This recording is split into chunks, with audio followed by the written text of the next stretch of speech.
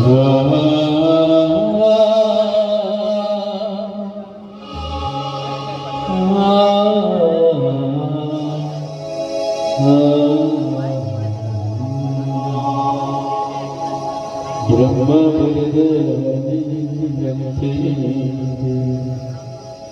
ಸುಖ ದುಃಖ ಎರಡು ಸೂತ್ರದಲ್ಲಿ ವಿಧಿಯಾತನೆ ಬದುಕು ಬಲಿಯಾಯಿತೆ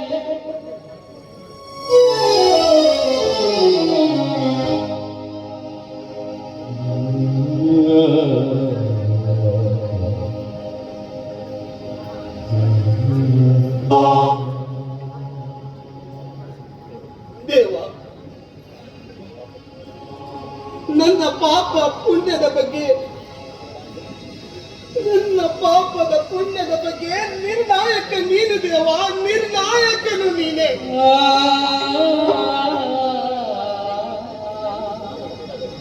ನಾನು ಹುಟ್ಟಿದಾಗ ನಿನ್ನ ಬಗ್ಗೆ ನನಗೆ ಅರಿವಿಲ್ಲ ದೇವ, ಅರಿವಿಲ್ಲ. ಆದ್ರೆ ನನಗೆ ಬುದ್ಧಿ ಬಂದ ಮೇಲೆ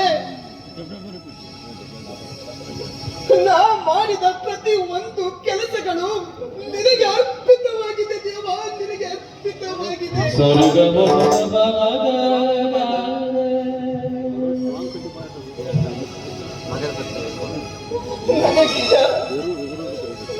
ನನಗೀಗ ಮರಣ ಮುತ್ತಿಕ್ಕುವ ಸಮಯ ಬಂದಾಯಿತು ದೇವ, ಮರಣ ಮುತ್ತಿಕ್ಕುವ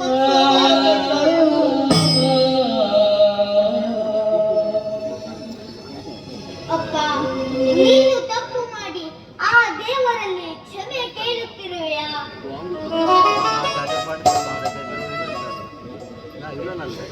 ನಾನು ಮಾಡಿದ ಪ್ರತಿಯೊಂದು ಕೆಲಸಗಳು ಆ ದೇವರ ದೃಷ್ಟಿಯಲ್ಲಿ ತಪ್ಪಾಗಿರ್ಬೋದು ಮಗನೇ,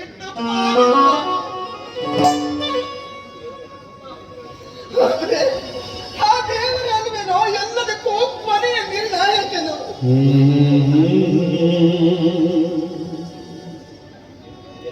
ಇದೇನಪ್ಪ ನಿನ್ನ ಬಾಯಿಂದ ಇಂಥ ಮಾತುಗಳು? ನಡೆ ನುಡಿಯಲ್ಲಿ ಬದಲಾವಣೆ, ವಿಚಿತ್ರ ವರ್ತನೆ, ದೇವರಲ್ಲಿ ಪ್ರಾರ್ಥನೆ, ಹೀಗೇಕೆ ಅಪ್ಪ, ಹೀಗೇಕೆ?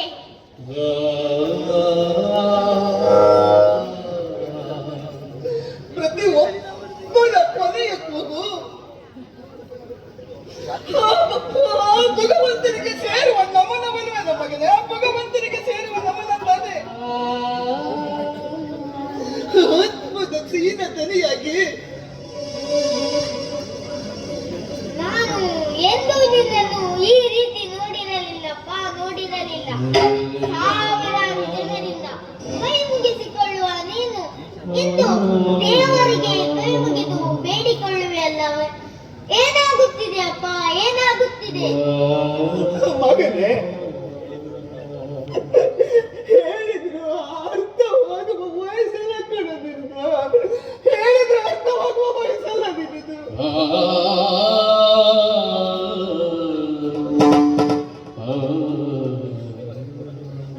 ದೇವರೇ, ದೇವರೇ, ನಾನು ನನಗೋಸ್ಕರವಾಗಿ ನಿನ್ನಲ್ಲಿ ಎಂದಿಗೂ ಏನು ಬೇಡಲಾರೆ ದೇವ, ಎಂದೆಂದಿಗೂ ಏನು ಬೇಡಲಾರೆ.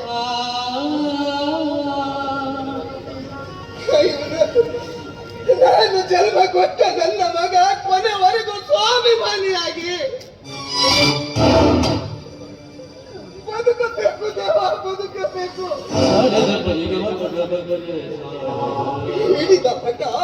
ಹಿಡಿದ ಹಠ ಸಾಧಿಸಬೇಕು, ಹಿಡಿದ ಹಠ ಸಾಧಿಸಬೇಕು.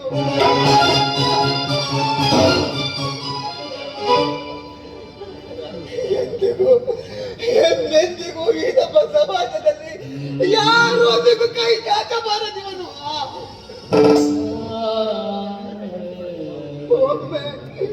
ಒಮ್ಮೆ ಹಾಗಂದು ಕೈ ಜೋಡಿ ಬೇಡಿಕೊಳ್ಳುವೆ ದೇವ, ಬಿಡು ದೇವ.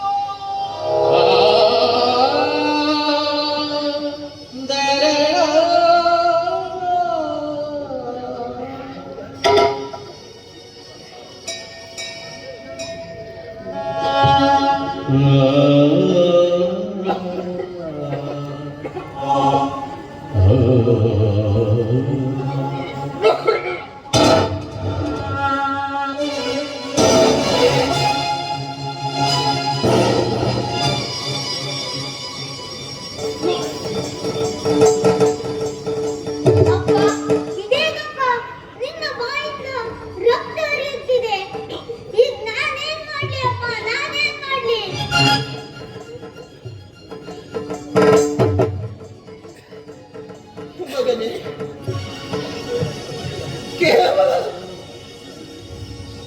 ಕೇವಲ ಈ ನಿನ್ನ ಬಾಯಿಂದ ರಕ್ತ ಹರಿವದನ್ನು ಅಷ್ಟೇ ನೀನು ಕಂಡಿದೆ ಕಣ.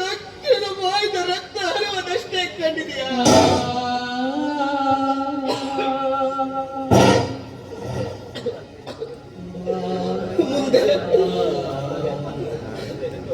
ಮುಂದೆ ನಿತ್ಯವೂ ರಕ್ತ ಹರಿವ ಈ ನಮ್ಮ ಸಮಾಜದಲ್ಲಿ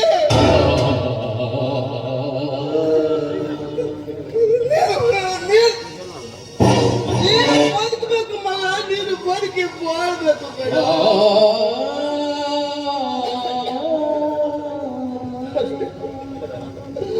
ಅದು ಅದು ದಿಕ್ಕಿನ ಅನಾಥನಾಗಿ ಕಣ, ದಿಕ್ಕಿನ ಅನಾಥನಾಗಿ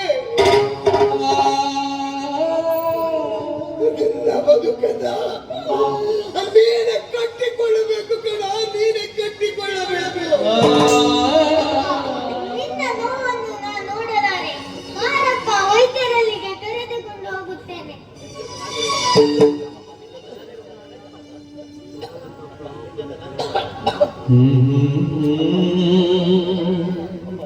ಅಪ್ಪ, ನನ್ನ ಜೊತೆ ಯಾವಾಗಲೂ ನೀನಿರುವಾಗ ನಾನೇಕೆ ಅನಾಥನಾಗಲಿ ಅಪ್ಪ, ನಾನೇಕೆ ಅನಾಥನಾಗಲಿ?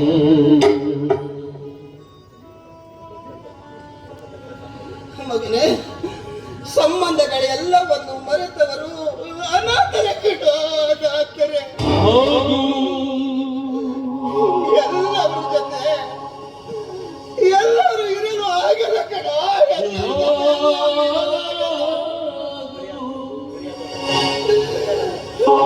ಮರೆಯಾದ ತಕ್ಷಣ ಬಿಟ್ಟು ಹೋಗುವ ಹಾವಿನಂತೆ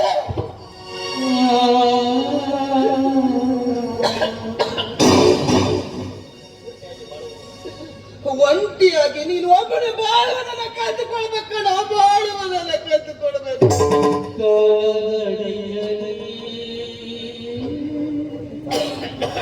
ಅಪ್ಪ, ಬಾರಪ್ಪ, ನಿನ್ನ ನೋವನ್ನು ನಾನು ನೋಡಲಾರೆ.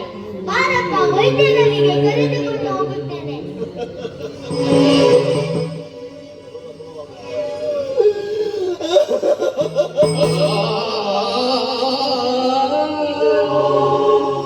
ನನ್ನ ರೋಗ ಗುಣವಾಗುವುದು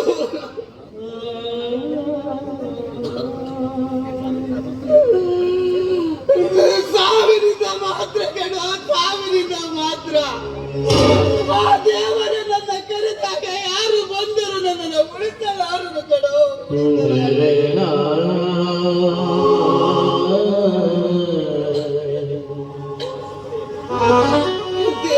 ದೇವರ ತಕ್ಕಡೆಯಲ್ಲಿ ನನ್ನ ಪಾಪ ಪುಣ್ಯದ ಮಗತೆ ಅವಳದ್ದು ಆರಂಭವಾಗಿದೆ ಕಣೋ, ಆರಂಭವಾಗಿದೆ. ಮಗನೇ,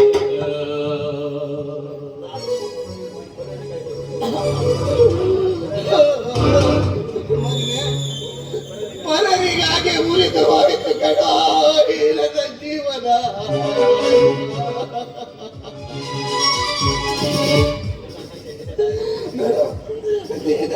ಅದಕ್ಕೆ ನೀನೇ ದಾರಿ ಮಾಡಿಕೊಡುವ ಸಮಯ ಈಗ ಬಂದು ಒದಗಿತು ಕಣೋ, ಸಮಯ ಈಗ ಬಂದಿದೆ.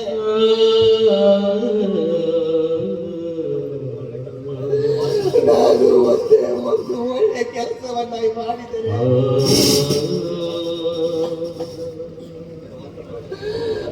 ಅದಕ್ಕೆ ನೀನೇ ವಾರಿಸದಾರನಾಗ್ತಿ ಕಣೋ, ನೀನೇ ವಾರಿಸದಾರನಾಗ್ತೀಯ. ದೇವರೇ, ನನ್ನ ತಂದೆಯನ್ನು ಬದುಕಿಸು, ಅವರನ್ನು ನನಗೆ ಉಳಿಸಿಕೊಡು. ಅವರನ್ನು ಬಿಟ್ಟರೆ ನನಗ್ಯಾರೂ ಇಲ್ಲ. ನಿನ್ನಲ್ಲಿ ಬೇಡಿಕೊಳ್ಳುತ್ತೇನೆ ಅಪ್ಪ. ಏನು ಕೇಳದ ನಾನು ಒಂದು ಮಾತು ಕೇಳದ. ಎಂದು ನೀನು ನನ್ನಲ್ಲಿ ಒಂದು ಮಾತನ್ನ ಕೇಳದವನಲ್ಲ, ಇವತ್ತು ಒಂದು ಮಾತು ಕೇಳ್ತಕ್ಕೆ. ಯಾವ ಮಾತನ್ನ ಕೇಳು?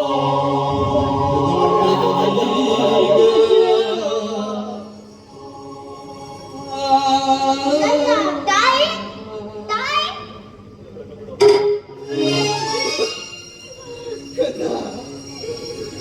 ನೀನು ಈ ಭೂಮಿಯ ಮೇಲೆ ಕಣ್ಣು ಬಿಡುವ ಮುಂಚಿತವೇ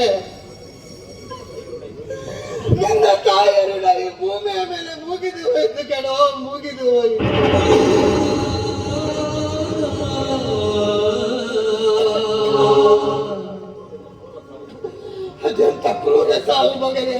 ಕ್ರೂರವಾದ ಸಾವು.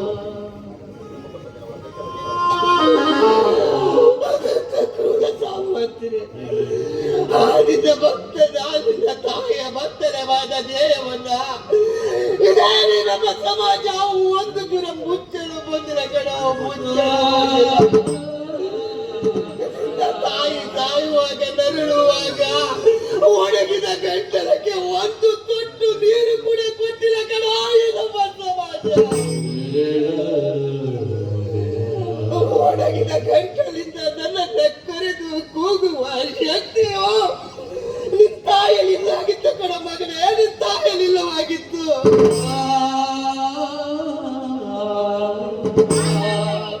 ಮುಂದೆ ಈ ಸಮಾಜ ನನಗೆ ಎಲ್ಲವನ್ನು ಕೊಡುತ್ತದೆ. ಇಲ್ಲ ಇಲ್ಲ, ನೀನು ಕೇಳಿದಾಗ ಈ ನಮ್ಮ ಸಮಾಜ ಎಲ್ಲವನ್ನು ಕೊಡುವುದಿಲ್ಲ. ಕಸಿಯಬೇಕು, ಕಸಿಯಬೇಕು. ಬಡವರು ತಿನ್ನುತ್ತಿರುವ ಅನ್ನ, ಹೆಣ್ಣಿನ ಮಾನ, ಇವೆರಡನ್ನು ಬಿಟ್ಟು ಎಲ್ಲವನ್ನ ಕಸಿಯಬೇಕು.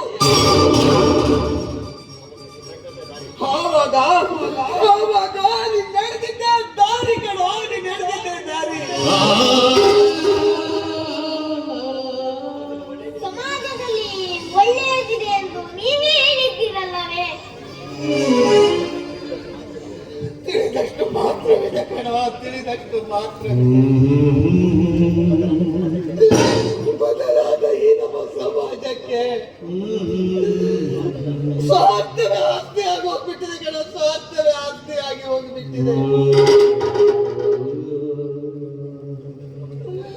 ದುಡಿದು ಕೈಗಟ್ಟಿಯೆಲ್ಲ ಬಗ್ಗಿಸಿ ಮೈ ಬರೆದು ದುಡಿದು ತಿನ್ನುವರಕ್ಕಿಂತ ಕಳೆದು ತಿನ್ನುವರೇ ಈ ನಮ್ಮ ಸಮಾಜದಲ್ಲಿ ಹೆಚ್ಚಾಗಿ ಹೋಗಿದೆ.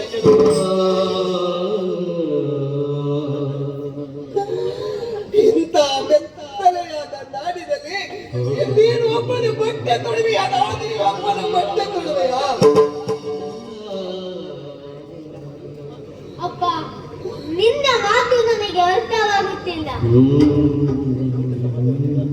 ಮುಂದೆ ಮುಂದೆ ಈ ನಮ್ಮ ಸಮಾಜವೇ ನಿನಗೆ ಅರ್ಥ ಮಾಡಿಸುತ್ತದೆ ಕಣೋ, ಈ ನಮ್ಮ ಸಮಾಜವೇ ನಿನಗೆ ಅರ್ಥ ಮಾಡಿಸುತ್ತದೆ. ನೋಡು ಮಗನೇ, ಉಚ್ಚೆಯಲ್ಲಿ ಗಾಳ ಹಾಕುವ ಜನರಿದ್ದಾರೆ ಕಣೋ, ಉಚ್ಚೆಯಲ್ಲಿಯೂ ಗಾಳ ಹಾಕುವ ಜನರಿದ್ದಾರೆ. ಎಚ್ಚರ ಮಗನೇ, ಎಚ್ಚರ. ಅಪ್ಪ, ಬೇಡಪ್ಪ ಬೇಡ, ನನ್ನನ್ನು ಬಿಟ್ಟು ಹೋಗುವೆ ಅಪ್ಪ, ಬೇಡಪ್ಪ ಬೇಡ.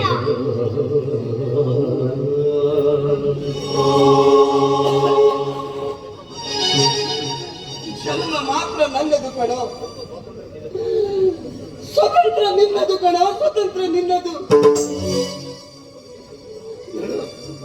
ನಾನು ಬದುಕಿದ್ದರು ಸತ್ತರು ಈ ನಿನ್ನ ಕಣ್ಣಲ್ಲಿ ಒಂದು ಚೂರು ಕೂಡ ಕಣ್ಣೀರು ಬರಬಾರದು ಕಣೋ, ಕಣ್ಣೀರು ಬರಬಾರದು. ಯಾಕೆ ಗೊತ್ತಾ? ನೀನು ಸುರಿಸುತ್ತಿರುವ ಕಣ್ಣೀರು ಅಂಗೈಯಲ್ಲಿ ಹಿಡಿದುಕೊಂಡು ವ್ಯಾಪಾರ ಮಾಡುವ ಬಣ್ಣ ಶ್ರೀಮಂತರು ತುಂಬಿದ್ದಾರೆ ಕಣ ಈ ನಮ್ಮ ಸಮಾಜದಲ್ಲಿ.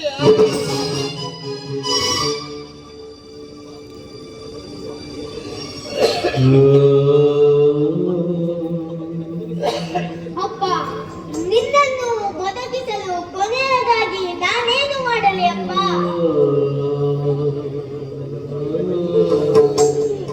ದೇವರು ನನ್ನನ್ನು ಕರೆದಾಗ ನನ್ನನ್ನು ಯಾರು ಬದುಕಿಸಲಾರರು ಮಗನೇ, ಯಾರು ಬದುಕಿಸಲಾರರು. ಮಗ ಮಗ,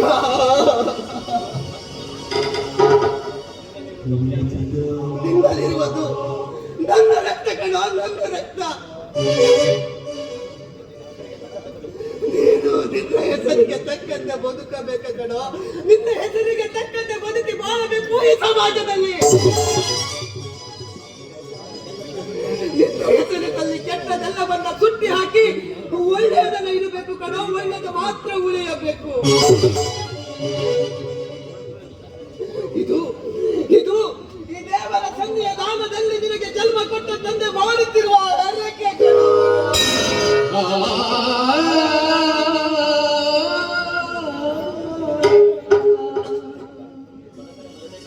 ಮಗನೇ, ಯಾಕೋ ಏನೋ ಕಣ. ನಂಗೆ ತುಂಬಾ ವೇದನೆ ಆಗ್ತಿದೆ ಕಣ, ತುಂಬಾ ವೇದನೆ ಆಗ್ತಿದೆ. ಕೊನೆಯದಾಗಿ ಒಂದು ಸಾರಿ ನಿನ್ನ ತೊಡೆಯ ಮೇಲೆ ಮಲಗಬೇಕೆಳುವ ಆಸೆ ಕಣ.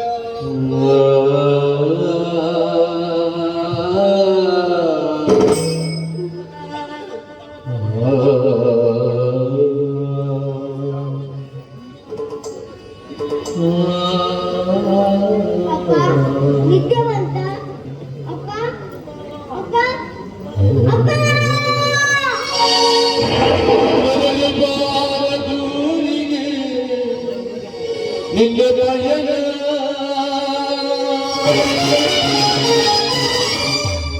ಹೇಳಲಾಗದ ಮಾತಿನಲ್ಲಿ ಕೇಳಲಾಗದ ಧ್ವನಿಯಲ್ಲಿ ನೋಡಲಾಗದ ನೋಟದಲ್ಲಿ ಬಚ್ಚಿಟ್ಟುಕೊಂಡಿದೆಯೋ ತವಕುಲ ವಿಧಿಯಲೋ ನಿನ್ನ ವಿಧಿಯಲೋ ನಿನ್ನ